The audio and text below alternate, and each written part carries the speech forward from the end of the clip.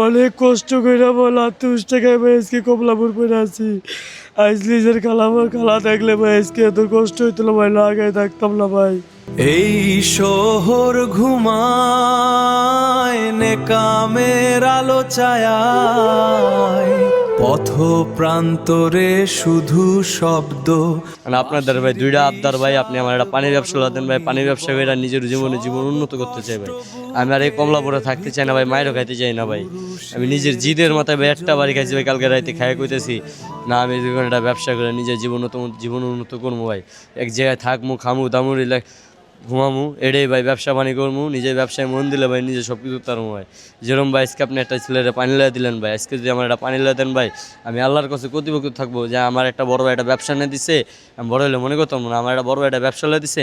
সেই ভাই আজকে সেই ভাইয়ের জন্য আজকে আমি এই লেভেলে আছি। সেই ভাই না থাকলে আজকে আমি এই লেভেলে থাকতে পারতাম না ভাই।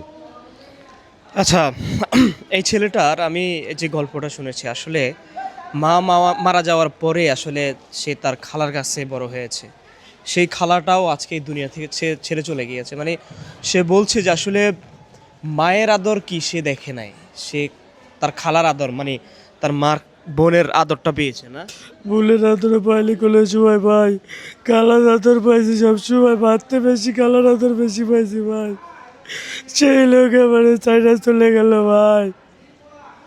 নিজের মার কথা অনেক বলা হয় ভাই, কি করবো, নিজের মার কথা বলালে বুক পেটে যায় ভাই। অনেক কষ্ট কইরা বল 28 টাকায় ভাই আজকে কমলাপুর পরে আছি। আইজ নিজের আমার খালা থাকলে ভাই আজকে এত কষ্ট হইতো না ভাই, লাগাই থাকতাম না ভাই। আজ নিজের খালার দ্বারা তাইকে ভাই কতটা কষ্ট ভাই নিজে যাইলে ভাই। অনেক ভালোবাসে ভাই। ঢাকাতে যদি জায়গা ভাই আমার বাড়ির সামনে গেটের সামনে দেখলে যে আসছি লাই খাওয়া দাওয়া করে লে গোসল দে কত করে, তারপর রাগ কইলা, তারপর আমার ভালোবাসে ভাই। অনেক বাড়ি প্রতিবেশী বাড়ির পাশে লোকরে জিগায় আমার ইয়াসিন আইসে কান্না করে, আবার মনে করেন নামাজ কালাম পড়ে আমার লেগে দোয়া করে আমি কোন জায়গায় আছি ভালো থাকি যেন, আমার যেন কোনো কষ্ট না হয়। দেখছেন, এই যে একটা ছেলে তার মায়ের বোন খালার জন্য দু চোখ ভরে কান্না করতেছে। এটা কি জন্য জানেন?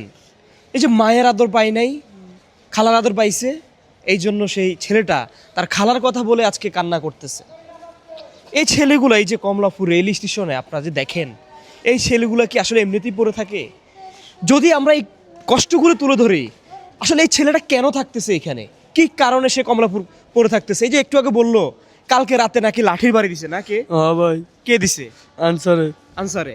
এই ছেলেগুলো যে এখানে পড়ে লাথি উষ্ঠা এই যে মাইর খাইতেছে কি জন্য জানেন? তো থাকার জায়গা নাই, কোথায় যাবে, কোথায় থাকবে? আপনি যদি একটা ছেলেকে কাজ দেন, ওই ছেলে থাকে কোথায় এবং মা বাবাকে এই ছাড়া ছেলেকে কাজ দিবেন না। এই ছেলেগুলো তার আইডেন্টিফিকেশন নাই, তার ফ্যামিলি ব্যাকগ্রাউন্ড নাই বলে আজকে এই ছেলেগুলো কাজ পাচ্ছে না কোথাও। এই কমলাপুর রেল স্টেশনে এসে না খেয়ে না দিয়ে এখানে ঘুমাইতে হচ্ছে।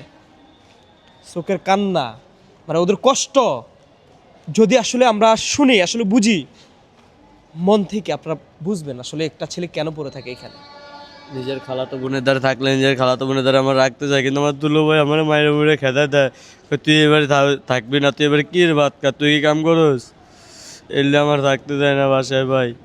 আজ নিজে কষ্ট করে আজকে নিজে 28 টাকায় মানুষ ওই খাইতে পারলে খাই, না পারতে পারলে নাই ভাই। এরকমভাবে আমার জীবনটা চলে ভাই। যাই হোক, এই ছেলেটা একটা ব্যবসা চেয়েছে।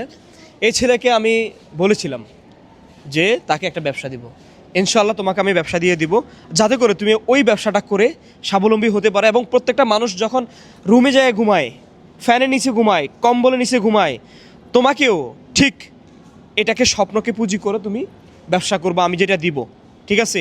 এটাকে কাজে লাগিয়ে তুমি যেন আর কমলাপুরে না থাকতে হয়, তুমি যেন একটা রুম নিয়ে থাকতে পারো, এই স্বপ্নকে বাস্তবায়ন করতে হবে। পারবা তো? জি বড় ভাই, ইনশাল্লাহ। ইনশাল্লাহ পারবা। ওর জন্য দোয়া করবেন যাতে করে ওকে একটা ব্যবসা দিতে পারি। ছেলেটার থাকার জায়গা নাই, মানে বড় হয়েছে খালার কাছে, সেই খালাটাও নাই, কি করবে?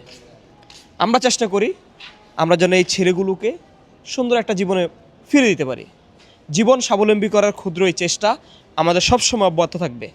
সবাই ভালো থাকবে, সুস্থ থাকবেন। আল্লাহ হাফেজ, আসসালামু আলাইকুম।